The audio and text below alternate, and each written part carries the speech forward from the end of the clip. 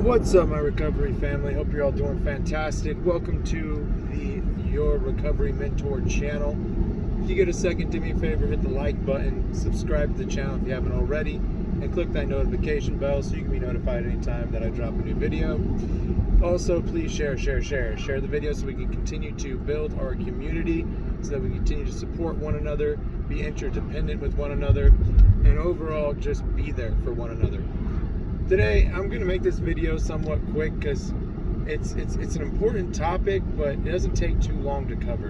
And that's the topic of motivation. And how do you get motivated, right? Where does motivation come from? You might find yourself at times struggling to find the motivation to continue pushing forward with recovery, especially if you've just gone through something difficult, like a family member passing away or a breakup, or you lost your job. When something like that happens, it could really crush any type of motivation that you may or may not have. And so, that being said, what creates motivation? What is it that you can do to continue to be motivated? That's really what we want to talk about today, because when push comes to shove, that's what really matters. So today we're going to talk about where motivation comes from and what you can do to stay motivated in recovery. So where exactly does that motivation come from, right? So I'm going to relate it to you this way. Now, for those of you who ever, try to put on some muscles or lose some weight and go to the gym, you all know that the hardest part about working out is actually getting to the gym. Right, getting yourself into the car, getting to the actual gym, parking, walking inside, and starting your exercise. That's the most difficult part. Once you get started, once you start lifting or you start doing your cardio or whatever it is you're doing, then it becomes easy. You start to see some pump, you start to see some results, you feel good, your endorphins are running, and you feel motivated to continue pushing forward and continue your workout. Now, that being said, it's very similar with recovery. With recovery, it might be hard to find the motivation to want to do something about your recovery, right? It's like going to the gym. You want to go to the gym. You know you need to go to the gym to get the results that you're looking for from a physical standpoint. But from a recovery standpoint, we're talking about, the emotional growth, the spiritual growth that you get from recovery. But it's very similar. You have to start taking action to find the motivation, because the reason why you get that motivation from the gym is it's not only the release of endorphins, but it's also the results, right? You're actually witnessing results in real time while you're at the gym. I mean, don't lie and tell me you haven't gone to the mirror after you just did some bicep curls and go see the swole that you got going on or the pump that you got going on. I mean, everyone does that, all right? That's where you get that motivation. You see the results. And in recovery, it's the same thing. But here's the difficult part about it. Now, not only do you have to get started in recovery and actually start doing some work before the motivation kicks in, but you got to see some results. The problem is we're around ourselves 24/7. So while other people who maybe haven't seen us for 30, 60, 90 days, like if you go off the treatment or something like that, might notice a huge change in you from when they originally dropped you off at treatment or you left for treatment and then you came back.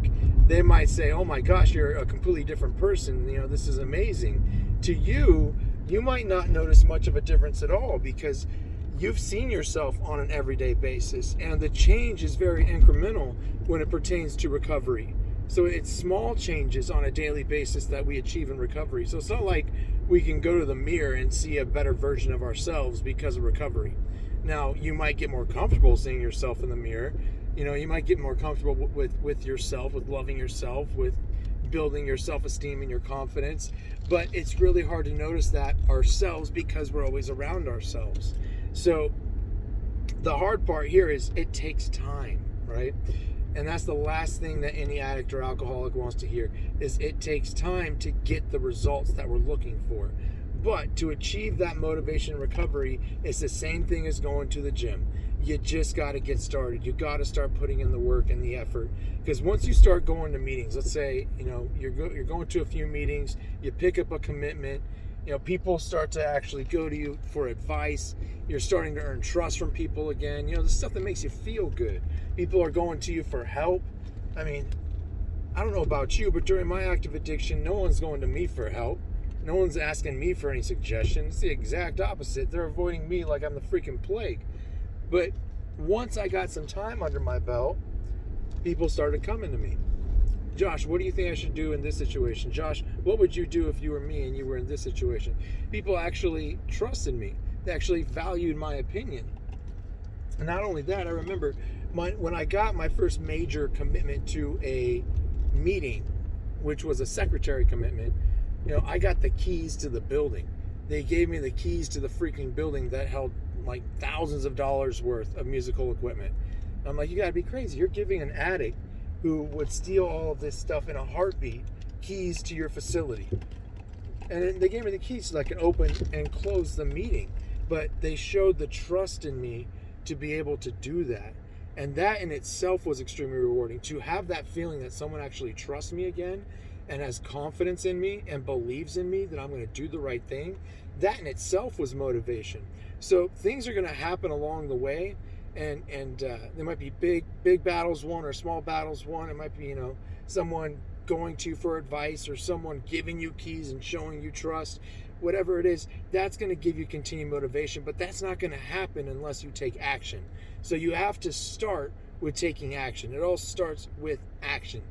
And then how do we get the action? We get the knowledge, we gain knowledge from others that have more wisdom than we do, and we apply that knowledge and we take action upon that knowledge, so that when we do start doing what is suggested of us, what we're directed to do, and we start to see the positive results, and we start to feel good about ourselves, and we start loving ourselves again, and we notice those differences, we get more motivated to continue pushing in recovery.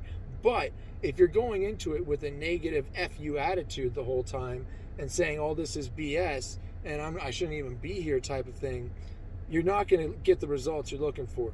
Like I say this all the time, treatment is what you make it. Recovery is what you make it. If you decide to only look at the negative, it's going to be a very negative experience. You're going to be miserable the whole entire time. What's the point of that? I mean, I'll be straight up honest with you, transparent with you.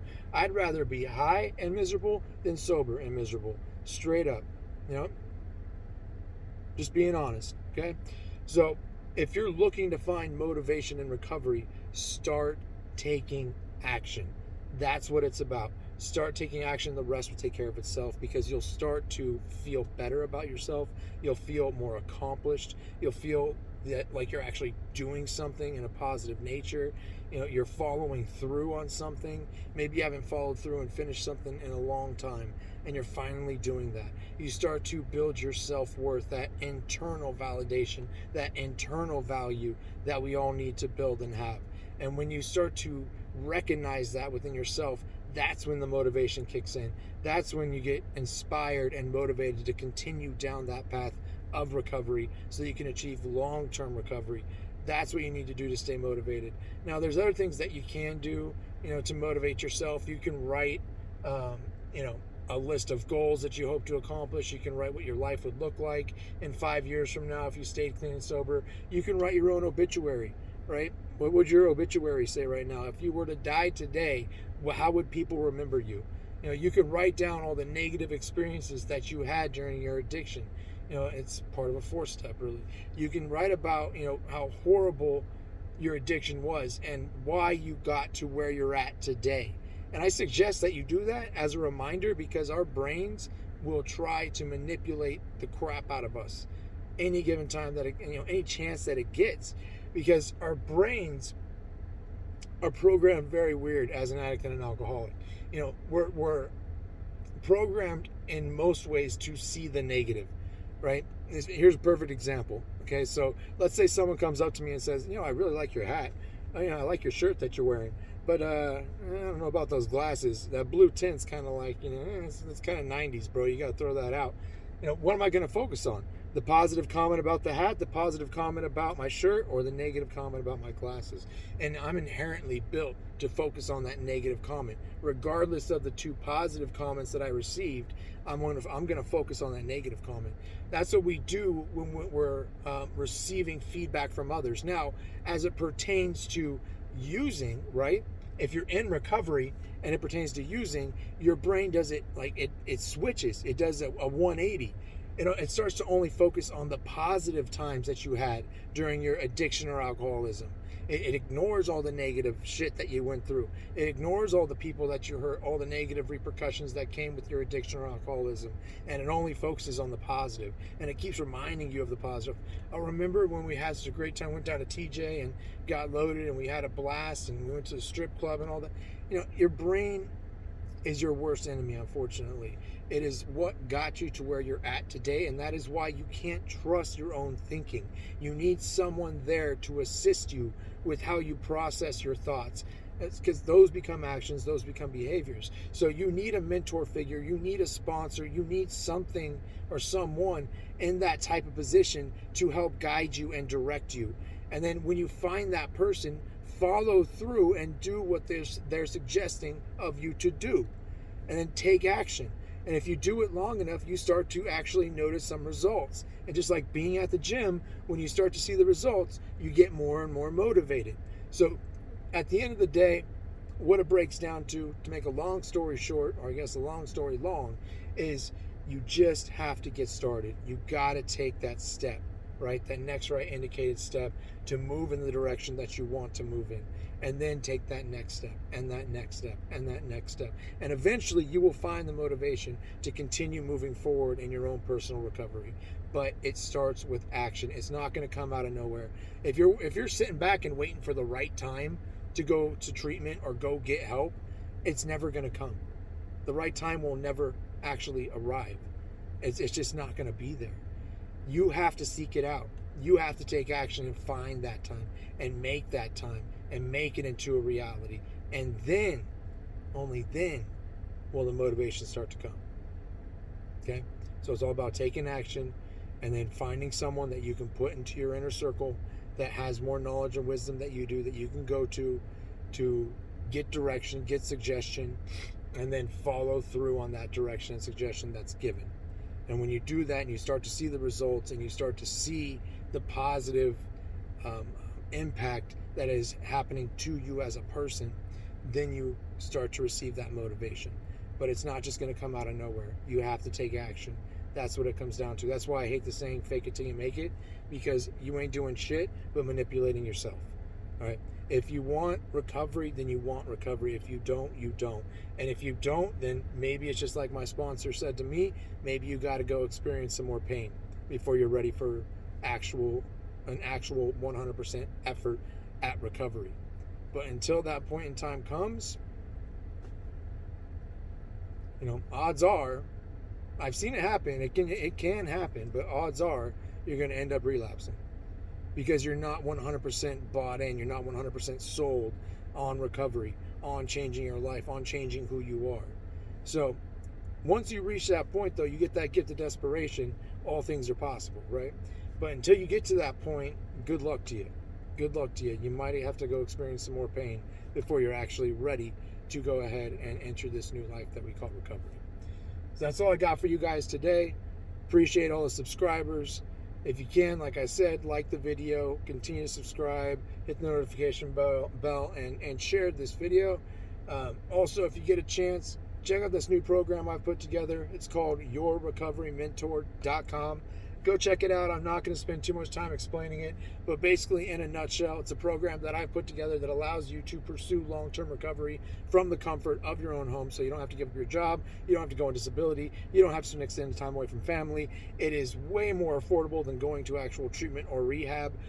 And on top of that, we guarantee the same, if not better, statistical chance of success at making it to 1 year clean and sober if you graduate our program.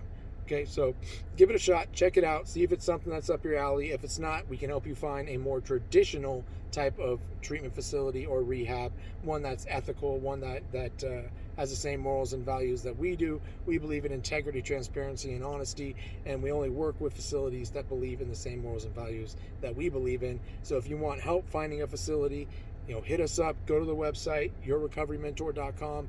Go to contact us. Let us know what's up. Let us know that you need help finding a facility, and we'll be happy to help you find one. And we do it 100% free of cost. We don't charge you a dime for that. We just want to make sure that you're going to a good facility that has your best interests at heart, because a lot of places don't. I'm going to catch some heat for saying that, but a lot of places don't. They're only in it for the money. They see you as an insurance policy and a dollar sign. That's it. All right. I'm not going to name names, nothing like that.